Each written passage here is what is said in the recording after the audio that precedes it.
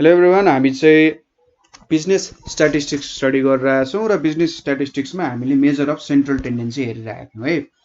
र central tendency सम्बन्धी हामी मोडको कुरा गरिरहेका थियौँ। इन्ट्रो त हामीले हेऱ्यौँ, तर यहाँनिर अब एउटा जेनरल अथवा इम्पोर्टेन्ट कुरा calculation of mode by grouping and analysis मेथडको बारे स्टडी गर्न गइरहेछौँ। अघि भर्खर भिडियोमा तपाईँहरूले मोड क्यालकुलेट गर्नु भएको होइन भन्न सक्नु होला। अब के छ त प्रब्लम भन्दा त्यहाँनिर क्यालकुलेट गरेको मोडमा धेरै कुराहरू हामीले चाहिँ एजम्सन गरेको थियो अथवा धेरै कुराहरू मिलेको थियो है। धेरै कुरा मिलेको कारण त्यसमा मोड क्यालकुलेसन गर्न एकदमै सजिलो थियो। अलिकति मोड भनेको त्यसको अलि राक्षसी प्रवृत्ति हुन्छ। कस्तो भन्दाखेरि त्यहाँनिर केही इरेगुलारिटी, सानो इरेगुलारिटी आयो भने पनि मोड क्यालकुलेसन रङ हुन सक्छ। के कुराले रङ बनाउन सक्छ भन्दा सपोज हाम्रो म्याक्सिमम फ्रिक्वेन्सी नै 2-3 चोटि रिपिट भयो हैन। हाम्रो डेटामा म्याक्सिमम हामीले इल डिफाइन्ड भनेर फर्स्ट इन्ट्रोडक्सनमा हेरेका थियौँ नि। सपोज 10-10, 20-20, 30-30 आएको छ अरे इन्डिभिजुअल सिरिजमा। सबै डाटा इक्वल्ली आएको छ भने त्यो त के भयो त, हाम्रो इल डिफाइन्ड हुने भयो हैन। यहाँनिर त मोड कसरी क्यालकुलेट गर्ने हो, यस्तै कन्डिसन आइदिन सक्छ। दुईचोटि सपोज म्याक्सिमम फ्रिक्वेन्सी 20 छ भने दुईचोटि 20 आइदियो भने त कुन मोड लिने भन्ने कुरामा कन्फ्युजन आउँछ नि, हो यो कुरा भयो। त्यसै गरी maximum frequency occurs either in the beginning or end of table. बिगिनिङमा आयो भने हामीले यो भन्दा प्रिसिडिङ क्लासको फ्रिक्वेन्सी कति लिने, f0 के लिने भन्ने कुरा आउँछ। र लास्ट भ्यालु आयो भने f2 को भ्यालु के लिने। हाम्रो फर्मुला के छ, l plus f1 minus f0 divided by 2f1 minus f0 minus f2 into h भनेर छ। अब फर्स्टमा हाम्रो म्याक्सिमम फ्रिक्वेन्सी आयो भने f0 के लिने हैन। त्यसै गरी लास्टमा आयो भने f2 को भ्यालु के लिने, यो कन्डिसन आयो। त्यसै गरी इरेगुलर फ्रिक्वेन्सी डिस्ट्रिब्युसन इरेगुलर छ भने पनि मोड क्यालकुलेसन गर्न गाह्रो हुन्छ हैन। हेर्दाखेरि लाग्न सक्ला अरे मोड त जुन सबसे धेरै आएको त त्यही लिन, किन हामीले धेरै टेन्सन लिने। तर जे होस्, यसमा तपाईँले अलिकति इनडेप्थ एनालाइसिस गर्नुभयो भने फ्रिक्वेन्सीजहरू इरेगुलर छ भने मोड क्यालकुलेसन पनि त्यति सजिलो हुँदैन। ठिक छ। त्यसै गरी neighbouring frequencies approximately equal to its maximum frequency is approximately equal to its neighbouring frequencies भनिरहेछ। सपोज तपाईँको म्याक्सिमम फ्रिक्वेन्सी 10 हो, यताको फ्रिक्वेन्सी 9 छ, यतापट्टिको 9 छ भने यिनीहरू त एकअर्का एकदमै नजिक छन् नि। हो यस्तो बेला पनि के आइदिन्छ त, हामीले जुन ओरिजिनल मेथड थियो त्यो मेथडबाट काम गर्न अलिकति अप्ठ्यारो नै हुन्छ अथवा त्यति स्वादिलो हुँदैन। त्यसले राम्रो खालको मोडको भ्यालु दिन सक्दैन है, त्यो कुरा बुझ्नुपर्ने हुन्छ। यो हामीले त्यतिको हचपतालमा भने होइन, यो त स्ट्याटिस्टिसियनहरूले क्यालकुलेसन गरेर भनेको कुरा हो नि त होइन। र यसको बारेमा तपाईँहरूलाई के डिस्कस गर्न मन छ भने वी क्यान डिस्कस। तपाईँहरूले चाहिँ 9849595895 मा कल गर्नु होला र हामी यसको बारे डिस्कसन गर्न सक्छौँ। किनभने यो आफैमा अलिकति भास्ट टपिक नै छ, स्ट्याटिस्टिक्स आफैमा भास्ट टपिक छ। त्यसैले सायद यसको बारे अहिले आउट अफ द सिलेबस कुरा गर्ने भन्दा पनि तपाईँले यसमा इन्ट्रेस्टेड छ भने मलाई कमेन्ट सेक्सनमा कमेन्ट गरेर यो सम्बन्धी पनि एउटा इनडेप्थ भिडियो बनाइदिनु भनेर भन्नु भने म बनाइदिन्छु है। So getting back to the topic, अब हामीले यस्तो खालको इल कन्डिसन आयो हैन, बिरामी कन्डिसन आयो भने हामीले के युज गर्ने त भन्दा हामीले चाहिँ grouping and analysis method use गर्छौँ। यो ग्रुपिङ एन्ड एनालाइसिस मेथडले के फाइदा गर्छ त भन्दा अब यहाँनिर हामीलाई माथिको जुनै खालको कन्डिसन आए पनि मोड क्यालकुलेसन गर्न उसले काम गर्ने भयो हैन। ऊ भनेको चाहिँ राजा भयो, उसले जस्तो खालको क्यालकुलेसन आए पनि उसले ड्याङ गरिदिन्छ मोडको। इरेगुलर आओस्, रिपिट होस्, नजिकैको भ्यालुजहरू सेम होस्, उसले क्यालकुलेसन गर्न सक्छ। उसको आफ्नो ठाउँमा केही लिमिटेसन्स हुन्छ हैन, सबै कुराको केही न केही लिमिटेसन्स हुन्छ। मान्छेको दिमागले बनाएको कुरा हो, दिमागको लिमिटेसन हुन्छ नि उसले निकालेको कुराको नि लिमिटेसन हुन्छ है। तर हामी लिमिटेसनको बारेमा कुरा नगरौँ। मैले जस्ट के हो त, जुन कुरा यहाँनिर हामीले हेर्छौँ त्यो भनेको चाहिँ ग्रुपिङ एन्ड एनालाइसिस मेथड हो। सायद मैले पोइन्ट्सहरू भनिदिने भन्दा नि सिधै प्रब्लम सल्भिङ गरेँ भने तपाईँले ठ्याक्कै पोइन्ट पाउनुहुन्छ होला के गर्नुपर्ने हो भनेर। सो मैले सिधै एउटा डिस्क्रिट डेटाबाट चाहिँ क्यालकुलेसन देखाउन चाहे। यहाँनेरि हामीसँग मार्क्स भन्ने छ है। यहाँनेरि 40 42 46 52 60 64 72 76 84 र 86 यो डेटाहरु छ। यहाँनेरि अब नम्बर अफ स्टुडेन्ट्स छ, नम्बर अफ स्टुडेन्ट्स भनेर छ। के छ त 7 10 5 3 11 9 8 6 2 4 भनेर छ। अब यहाँनेरिको जुन फ्रिक्वेन्सी डिस्ट्रिब्युसन छ यो त इरेगुलर छ। 7 देखि 10 बढ्यो, 10 देखि 5 घट्यो, 5 देखि 3 घट्यो, फेरि 3 देखि 11 बढ्यो, 11 देखि 9 घट्यो, 9 देखि 8 घट्यो, 8 देखि 6 घट्यो, 6 देखि 2 घट्यो, 2 देखि 4 फेरि बढ्यो। सो के भइरहेछ फ्रिक्वेन्सी जे होस् माथि उफ्रिने काम भइरहेछ हैन। इरेगुलर फर्ममा अगाडि हिडेको हिडै छ। अब इरेगुलर फर्म आयो भने यहाँ हेर्दा 11 छ, 11 त म्याक्सिमम फ्रिक्वेन्सी छ। सो 60 लाई किन नमान्ने भन्दा जेनरली त्यही नहुन सक्छ। यहाँनेरि हामीले अब जुन ग्रुपिङ र एनालाइसिस यसको विदाउट प्रुफ हामी काम गर्छौं। यो ग्रुपिङ र एनालाइसिस मेथडद्वारा हामीले मोड चाहिँ क्याल्कुलेट गर्छौं। सुरुमा यहाँनेरि हामीले के लेख्नु पर्यो, since the frequencies are irregular अथवा सिन्स द फ्रिक्वेन्सी डिस्ट्रिब्युसन, ठीक छ, since the frequency distribution is irregular mode cannot be identified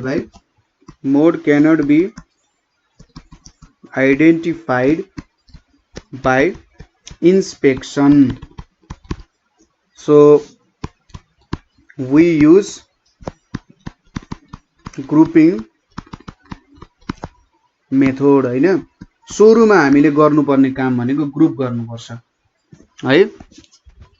group गर्दाखेरि जेनरली यहाँनेरि हामीले लगभग 6 वटा जति टेबल बनाउँछौं है। 6 वटा हाम्रो कलमहरु हुन्छ। सो कलमहरुमा के भ्यालुजहरु हुन्छ हेरौं है। यहाँनेरि सुरुमा यसरी मार्क्स लेखियो, ठीक छ। यहाँनेरि के भयो, सुरुमा यसरी MARKS मार्क्स भयो।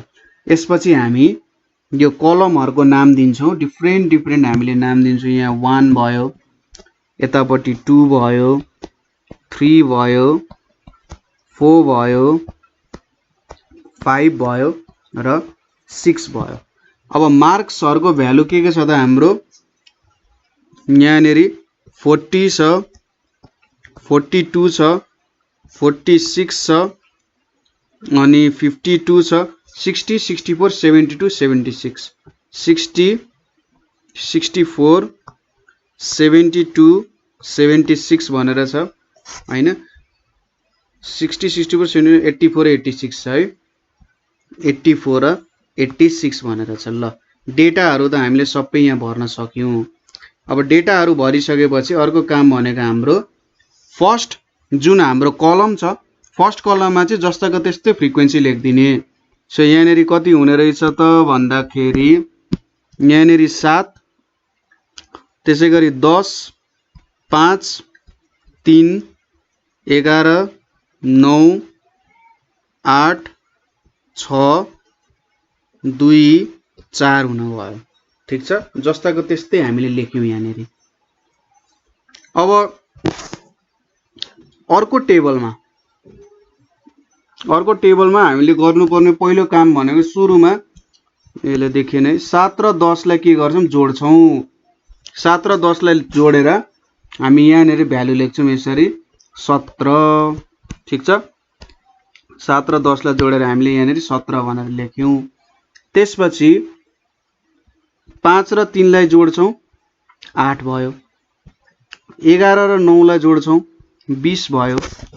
8 र 6 लाई जोड्छौं 14 भयो र 2 र 4 लाई जोड्छौं कति हुन्छ, 6 हुन्छ।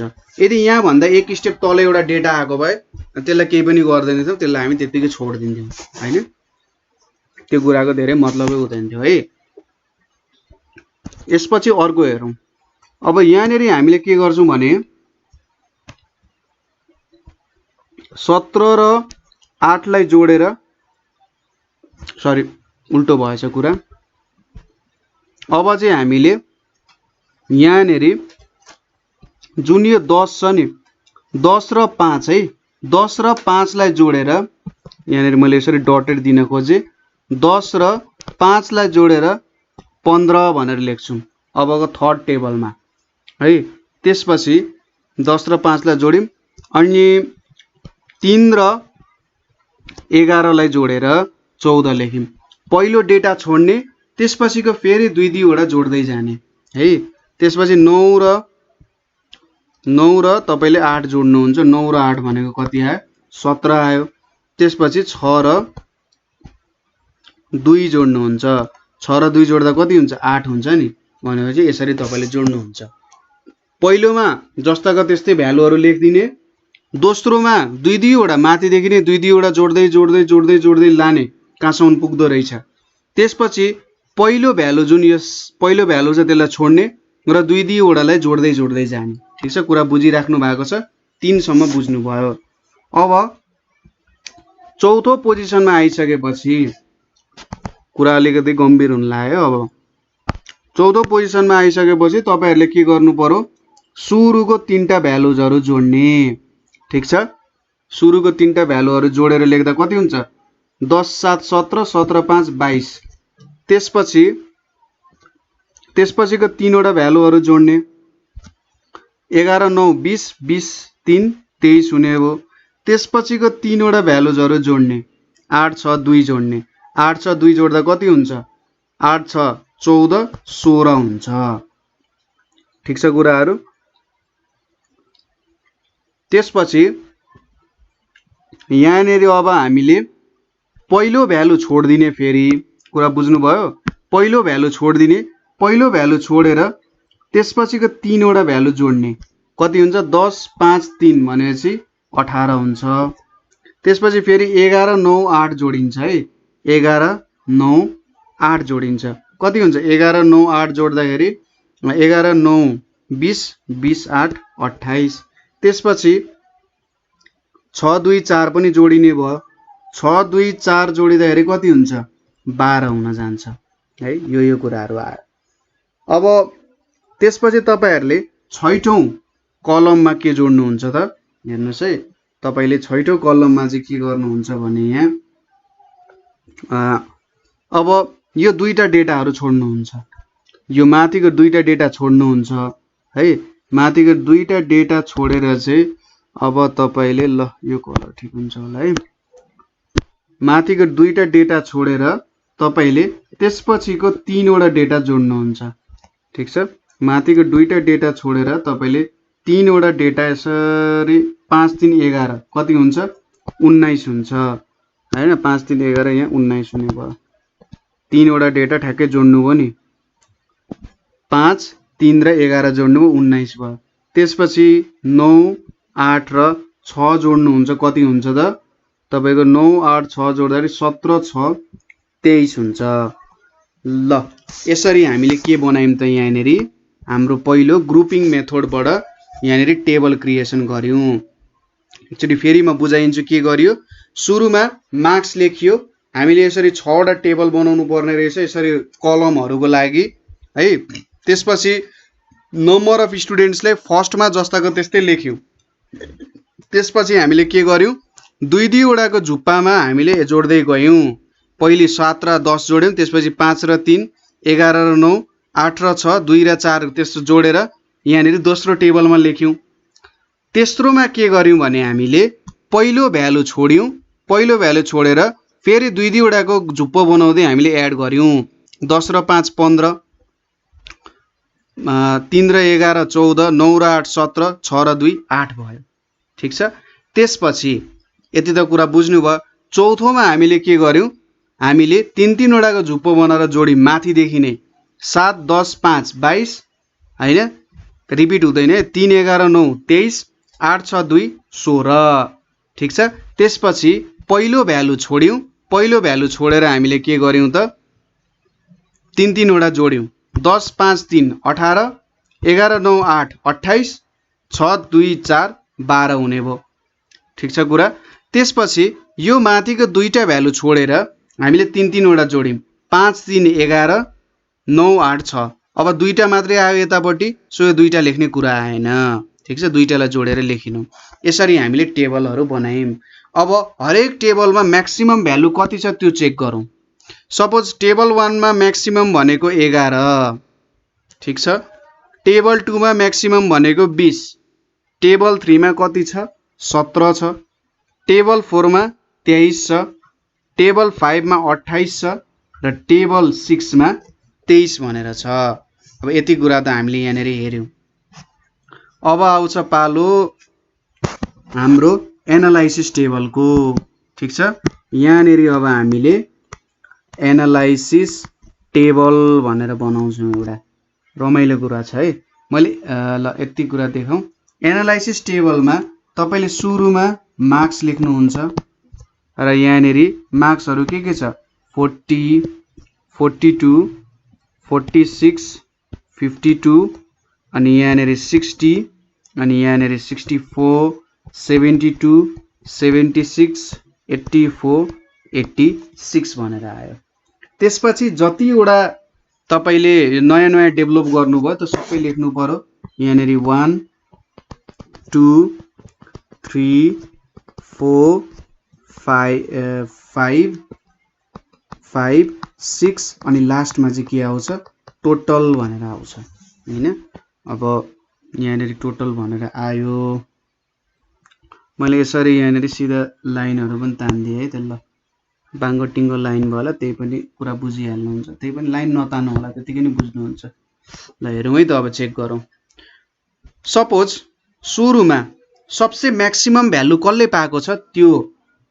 60 को म्याक्सिमम भ्यालु छ नि 11 हैन भनेपछि 11 कुनमा पर्छ 60 को भ्यालु हो कलम 1 मा छ भने चाहिँ 60 को यहाँनेरि 1 भनेर लेख्दिने कलम 1 मा अरु सबैको जुन जुन म्याक्सिमम भ्यालु दिन्छ त्यही लेख्ने त्यसपछि दोस्रोमा हेर्नुस् त 20 म्याक्सिमम भ्यालु छ हैन 20 म्याक्सिमम भ्यालु छ 20 के ले गर्दा बन्यायो भन्दा 11 र 9 ले गर्दा बन्यायो हैन 11 र 9 ले गर्दा 11 र 9 भ्यालु कसको छ 60 र 64 को जोडले गर्दा बनेको त्यसैले 2 मा चाहिँ 60 र 64 मा 1 1 दिने ठीक छ जसले म्याक्सिमम फ्रिक्वेन्सी बनाउन मद्दत गरेको हुन्छ नि भ्यालुजहरु त्यसलाई चाहिँ एक एक यसरी थप्दै जाने जहाँ जहाँनेरि कलमहरु यसरी आउँदै जान्छ है रोमा थप्दै जाने त्यसपछि थर्ड मा हेर्नुस् थर्ड मा हेर्दाखेरि 17 छ 17 के ले बनेको छ 9 र 8 ले 9 र 8 ले बन्दाखेरि के ले दियो 64 र 72 ले दियो भनेपछि यहाँनेरि 3 मा 64 1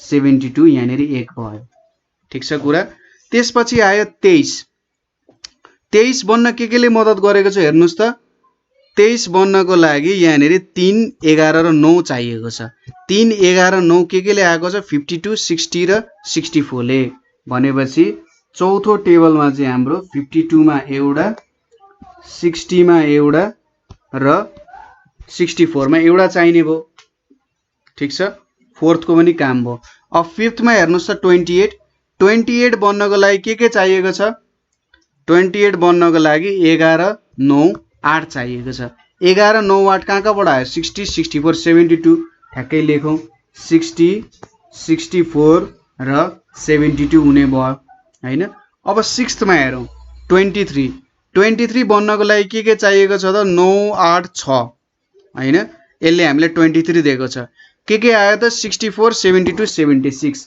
भनेपछि 60 मा आएछ 64 72 र 76 आयो सबै भ्यालुजहरु जोड्दै जाउँ 40 को केही पनि आएन 42 को आएन 46 को आएन 52 को 1 आयो 60 को 4 आयो 64 को 5 आयो अनि 72 को 3 आयो 76 को 1 आयो 84 र 86 को केही पनि आएन सबसे धेरै टोटल के को छ त 65 को छ नि भनेपछि 65 चाहिँ के हुन्छ हाम्रो मोड हुन्छ यहाँनेरि यसरी चाहिँ हामीले भेट्छौं सो बुझिहाल्नु भो यो टेबलमा चाहिँ तपाईले एनालाइसिस टेबलमा चाहिँ कुनले धेरै कन्ट्रिब्युसन गरेको छ सो जहिले पनि हामीले के हेर्नु पर्ने रहेछ भने यसरी मोडल क्लासहरु हामीलाई थाहा छैन भने कुनले धेरै कन्ट्रिब्युसन गर्दो रहेछ म्याक्सिमम फ्रिक्वेन्सी हुनको लागि ठीक छ यो 1 2 3 4 5 6 टेबलमा हामी म्याक्सिमम फ्रिक्वेन्सी नै क्याल्कुलेट गरिरहेका थियौं कसले धेरै कन्ट्रिब्युसन गरेको छ त्यसलाई नै हामी